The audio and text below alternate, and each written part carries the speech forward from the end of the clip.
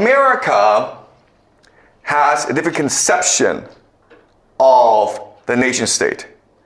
Okay, so at this time in history, first of all, America, it's a very small place, 13 colonies. And the colony is controlled by these indigenous people. The French are there, the Spanish are there, okay? But the Americans are very, very ambitious. And they are expanding really, really fast. And Britain, the home country, actually becomes afraid of America. Because at this time, about the 1700s, America has more people, it's wealthier. It's welcoming people from all around Europe. And so Britain tries to limit the expansion of America, okay? It tries to say, you can't cross this certain line, the Appalachian Mountains. And America says, screw you, we're gonna revolt, okay? And this creates the American Revolution. And in 1789, America creates the Constitution, which becomes the highest law in the land. And so at this point in history, the American founding fathers, they look around the world, they know about the British system, they know about the French system. They're trying to grow the country as fast as possible. They have to fight the Spanish, the French, the British, and the indigenous people in their land. They're trying to welcome as many people as possible, okay? So they decide that the nation will become a game, okay? A game where the citizen is a player. And the citizen is trying to maximize his wealth, okay? And through this process of maximizing his wealth, trying to get as much wealth as possible, he will be energetic. He will work hard. And this energy will contribute to the overall wealth of the nation, which will allow America to grow very, very fast, okay? That's a plan, all right? So for this to work, they have to construct a game that has three major characteristics, all right? The first is that it has to be open, meaning anyone can come and play, okay? But that just means also limiting the history and the ethnicity of the place, okay? So the concept that America creates is the idea of melting pot. We welcome anyone who comes to America, regardless of your race, regardless of your history, regardless of your wealth, as long as you're willing to assimilate into America, into the melting pot, okay? That's the first idea. Second idea is fairness. And the third is clarity.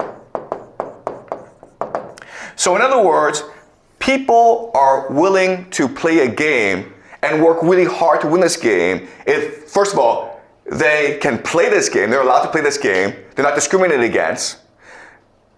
Also, if the rules are really clear, okay, you understand what the rules are. In America, the rules are very simple. You go to America, you follow the law, you work really hard, you get rich, okay? Really simple, it's called the American dream, right? And the third thing, of course, is that the game is fair. Meaning, the only criterion to generate wealth is how hard you work, how much talent you have, how much merit you have, right? The idea of merit. Okay? And look, this is true. When you go to America, you will discover this. If you work really hard, if you're really talented, if you're really smart, they will respect that, okay? I've been to a lot of countries, and I can tell you that in America, this is true. But it's not true in Canada. I grew up in Canada, and they don't really care if you're ambitious. They really don't care if you're smart. They don't care if you work hard. They don't care. They expect you to follow the rules and conform, okay? That's Canada. You go to China, okay? We all know what China is, okay? No one cares if you work hard. No one cares if you're smart. No one cares, okay? It's all about your guanxi, about your family, okay? But it's true for, actually, this is true for most of the world. And I would say that the idea of merit is only true for two places. America is the most obvious example, okay? I've been to meetings where at first Americans are like, this guy's Chinese, he probably doesn't speak any English, he's not that smart, okay? So there's discrimination going on. But the moment I speak, the moment I try to make my case, they are won over by my logic, okay? By my arguments, by my creativity. And they welcome me into the club. That's just the American attitude of being open-minded, of being generous, of appreciating talent above everyone else, okay? the English are also very similar in that way, in that, yeah, maybe they're racist, but if you can make a good argument in front of them, they will accept your argument, okay? But guess what, guys? Nowhere else is this true, okay? In China, you have the best argument in the world. No one cares, right? Okay? So there are lots of issues with America, but in all honesty, America is a place that really does appreciate merit and which really does reward merit. And that's why everyone wants to go to America. All right? All right. So the question then is, how did America create this system? Okay. Well, it did so through the Constitution. The idea of the Constitution is to create a game and make this game above power. Okay? And how they did that is creating a system of government that checks and balances each other. So you have the president,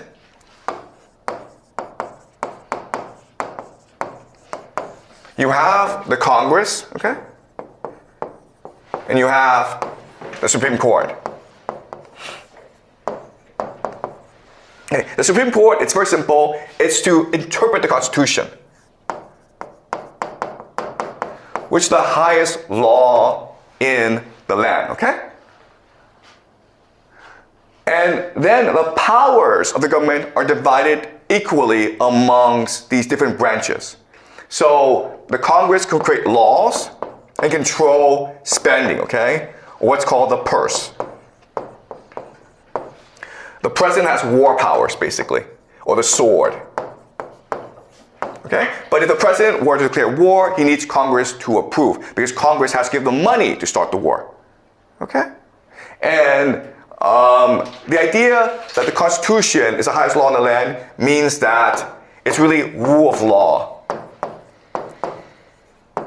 Okay? So even though you have this government system in place, you also have another parallel system called the judiciary, the court system, which protects property rights in the same way that they do in Britain. Okay, does that make sense? So the very idea is that this is a game, and the government is a system to maintain the openness, clarity, and fairness of the game. And because of this, America was very quickly able to dominate the world. Okay? The thing about this game, okay, that's very important for us to understand is it is expansionist. Okay? So what happened is that in its history, America faced certain challenges to this game, and this game won out every single time. Okay? So the first major challenge to this game is called the American Civil War. All right. So let me explain what happened. From 1861 to 1864, the Civil War was fought between the North and the South. This was a clash of economic systems, okay? So the North played the game, okay? And so we believed in free labor. The South was its own independent economic system that focused on agriculture. And so it used slave labor.